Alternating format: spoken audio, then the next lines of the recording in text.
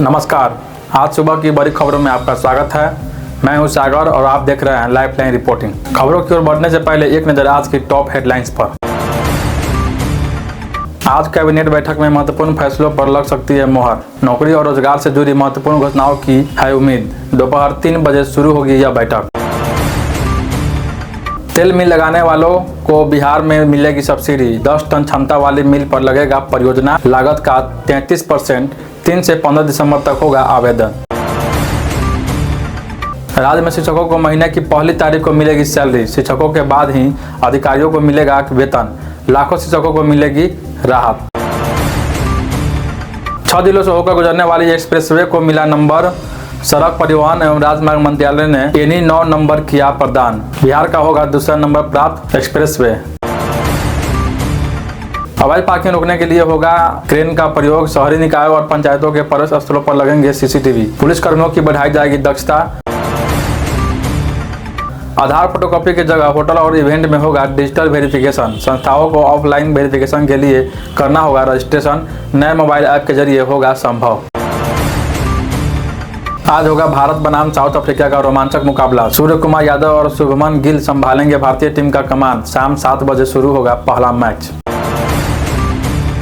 चलिए अब बढ़ते हैं अब तक की सबसे बड़ी खबरों की ओर। कोलकाता मेट्रो में अप्रेंटिस के पदों पर निकली भर्ती है। कोलकाता मेट्रो रेल प्राधिकरण में 128 एक अप्रेंटिस पदों पर भर्ती की जाएगी। आवेदन के लिए न्यूनतम 10वीं पास होना आवश्यक है और इसके साथ ही संबंधित ट्रेड में ITI सर्टिफिकेट अनिवार्य है। आयु सीमा 15 से 24 साल है। आरक्षित वर्ग को छूट मिलेगी। आवेदन ऑनलाइन 23 दिसंबर 2025 से 22 जनवरी 2026 तक mtp.indianrailway.gov.in पर किया जा सकता है। सामान्य व OBC आवेदकों को 100 रुपये शुल्क देना होगा, जबकि SC ST और महिलाओं को शुल्क मुक्त है। चयन 10वीं और ITI अंकों के आधार पर किया जाएगा। नियुक्ति पर मासिक स्टाइपेंड 1800 रुपये मिलेंगे। आज कैबिनेट बैठक में महत्वपूर्ण फैसलों पर लग सकती है मोहर। बिहार में NDA की नई सरकार बनने के बाद मुख्यमंत्री नीतीश कुमार सक्रिय नजर आ रहे हैं। आज दोपहर 3 बजे कैबिनेट की बैठक होने पर हो रही है, जिसमें कई अहम फैसलों पर मोहर लग सकती है। खासतौर पर नौकरी और रोजगार से जुड़ी महत्वपूर्ण घोषणाओं की उम्मीद है। वहीं बीते दिन प्रधानमंत्री नरेंद्र मोदी से बिहार के NDA सांसदों ने मुलाकात की। इस मौके पर RLM party supremo Upendra Kushwaha ने NDA की बड़ी जीत के लिए प्रधानमंत्री मोदी को धन्यवाद किया। मुख्यमंत्री नीतीश की अगुवाई में सरकार जल्द ही नई योजनाओं और कदमों की घोषणा कर सकती है। तेल मिल लगाने वालों को बिहार में मिलेगी सब्सिडी। बिहार सरकार ने तिलहन प्रसंस्करण को बढ़ावा देने और ग्रामीण अर्थव्यवस्था मजबूत करने के लिए तेल मिल लगने पर बड़ी सब्सिडी की घोषणा की है। 10 टन क्षमता वाली मिल पर 9.90 लाख या फिर परियोजना लागत का 33% अनुदान मिलेगा। किसान, स्टार्टअप, युवा उद्योग और सहकारी समितियां इसका लाभ ले सकेंगे। आवेदन 3 से 15 दिसंबर 2025 तक ऑनलाइन होगा। इस योजना के स्थानीय प्रसंस्करण बढ़ेगा। किसानों को बेहतर दाम मिलेगा। युवाओं को रोजगार और बिजनेस के अवसर मिलेंगे तथा राज्य की अर्थव्यवस्था मजबूत होगी। राज्य में शिक्षकों को महीनों की पहली तारीख को मिलेगी सैलरी। बिहार सरकार ने शिक्षकों के वेतन भुगतान में नई व्यवस्था लागू की है। अब हर महीने की पहली तारीख को सभी शिक्षकों को वेतन मिलेगा। इसके बाद ही शिक्षा विभाग के अधिकारी अपना वेतन प्राप्त करेंगे। प्राथमिक शिक्षा निदेशक साहिला ने इस संबंध में सभी DO और DPO को पत्र भेजकर OP जारी की है। नई व्यवस्था से शिक्षकों को वेतन में देरी नहीं होगी, जो पहले त्योहारों और अन्य समय पर परेशानियों का कारण बनती थी। नियोजित शिक्षक, स्पेशल टीचर, प्रधान शिक्षक और हेडमास्टर सहित सभी को समय पर वेतन मिलेगा। इससे पारदर्शिता बढ़ेगी और लाखों शिक्षकों को राहत मिलेगी। मंडई बिहार परियोजना मई 2026 तक होगी पूरी। बिहार के प्रमुख मंडई बिहार सिंचाई परियोजना मई 2026 तक पूरी कर ली जाएगी। मुख्य सचिव प्रत्ययी अमृत ने इसकी प्रगति की समीक्षा की और कहा कि किसानों को समय पर सिंचाई सुविधा मिले, इसके लिए सभी बाधाएं दूर की जाएगी। परियोजना से पटना, नालंदा और जहानाबाद के किसानों को लाभ मिलेगा। निर्माण एजेंसी ने वीडियो कॉन्फ्रेंसिंग के जरिए कार्यान्वयन में आने वाली समस्याओं की जानकारी दी, जिस पर सरकार ने हर संभव मदद का आश्वासन दिया है। परियोजना फाल्गु नदी पर मंडई ग्राम के पास निर्माणाधीन है और इसमें बियर तथा दया बाया मुख्य नहर का निर्माण शामिल है, जिससे कुल 3549 हेक्टेयर क्षेत्र सिंचाई योग्य होगा। TRE-4 बहाली जनवरी 2026 तक संभव। बिहार में नई सरकार बनने के बाद BPSC TRE-4 शिक्षक नियुक्ति प्रक्रिया तेज हो गई है।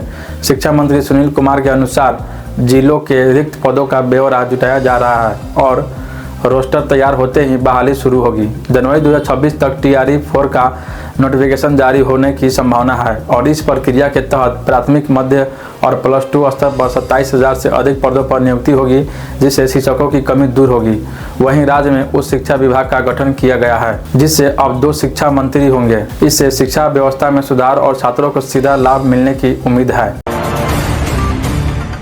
आधार फोटोकॉपी की जगह होटल और इवेंट में होगा डिजिटल वेरिफिकेशन। सरकार जल्द ही एक नया नियम लागू करने जा रही है, जिसके तहत होटल, इवेंट आयोजक और अन्य संस्थाओं को आधार की फोटोकॉपी रखना बंद करना होगा और डिजिटल वेरिफिकेशन तकनीक का इस्तेमाल करना होगा। UIDAI के CEO भुवनेश कुमार ने बताया कि संस्थानों को ऑफलाइन वेरिफिकेशन के लिए रजिस्ट्रेशन करना होगा, जो QR कोड का नए मोबाइल ऐप के जरिए संभव होगा।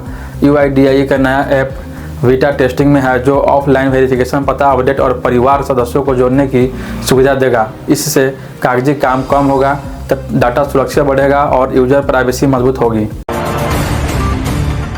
बिहार में कलाकारों को मिलेगी मासिक पेंशन। बिहार के पर्यटन, कला, संस्कृति एवं युवा विभाग के मंत्री अरुण शंकर प्रसाद ने मधुबनी के बासुपट्टी में राज्य के कलाकारों को 3,000 मासिक वेतन देने की बीते दिन घोषणा की। उन्होंने बताया कि बिहार में विकास तेजी से हो रहा है और सीतामढ़ी में 882 करोड़ की लागत से भव्य सीता माता मंदिर का निर्माण शुरू हो चुका है। राज्य में 5 5 स्टार होटलों का निर्माण भी जारी है। मंत्री ने मधुबनी के धार्मिक और ऐतिहासिक स्थलों को पर्यटन केंद्र के रूप में विकसित करने की बात कही और कई मंदिरों में 4 दीवारी निर्माण का शिलान्यास भी किया। 4 साल के इंटीग्रेटेड BEd कोर्स की पहली मेरिट लिस्ट हुई जारी। बाबा साहब भीमराव अम्बेडकर बिहार यूनिवर्सिटी ने 4 साल के इंटीग्रेटेड BEd कोर्स की पहली मेरिट लिस्ट जारी कर दी।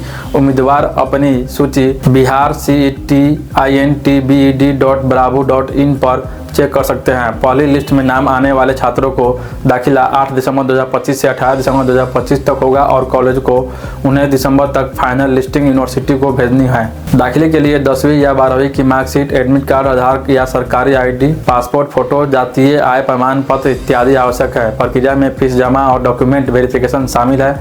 जिसका नाम पहली लिस्ट में नहीं आया है वे दूसरी या तीसरी लिस्ट का इंतजार करें। विभिन्न राज्यों के 10 युवा अधिकारी बिहार कैडर में शामिल। यूनियन पब्लिक सर्विस कमीशन ने 2024 सिविल सर्विस परीक्षा में चयनित IAS अधिकारियों की कैडर अलॉटमेंट लिस्ट जारी कर दी। इस लिस्ट में देश के विभिन्न राज्यों के 10 युवा अधिकारी बिहार कैडर में शामिल हुए हैं। सीतामढ़ी के राज झा ने ऑल इंडिया रैंक 8 हासिल की और उन्हें होम कैडर बिहार मिला। अन्य शामिल अधिकारी झारखंड, मध्य प्रदेश, दिल्ली, राजस्थान और उत्तराखंड के हैं। रिजल्ट 22 अप्रैल 2025 को घोषित हुआ था, जिसमें 1009 उम्मीदवार सफल हुए थे। सर्विस अलॉटमेंट के बाद 179 IAS अधिकारियों की फाइनल कैडर लिस्ट भी जारी की गई।